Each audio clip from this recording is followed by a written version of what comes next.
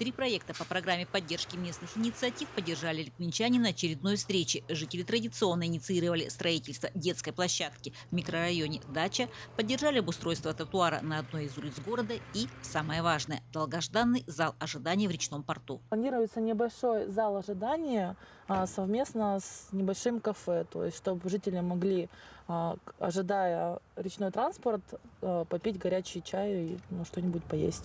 Ну и то есть подождать может. Он будет работать круглосуточно, получается? Да, он будет работать круглосуточно, так как у нас речные перевозки в течение всех суток, и днем, и ночью. В основном на Метеоре до Якутска это в ночное время, также есть на небольших суднах.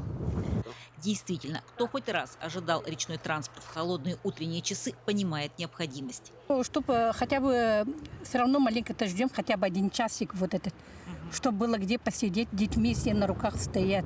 Я считаю, это абсолютно необходимым мероприятием для нашего города, так как каждое лето мы сталкиваемся с толпой ожидающих людей, с толпами людей, которые толкаются. Поэтому строительство данного зала ожидания, конечно, будет очень хорошим проектом для нашего города. Кроме, собственно, самого оповещения, в планах разместить там же все благоустройства. Мы предусматриваем, так как это будет зона общепита, в любом случае мы обязаны обустроить некую зону, да, для удобства, да.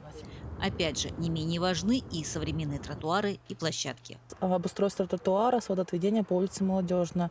В этом году мы провели работы по обустройству тротуара по улице Молодежная, и в следующем году хотим продолжить.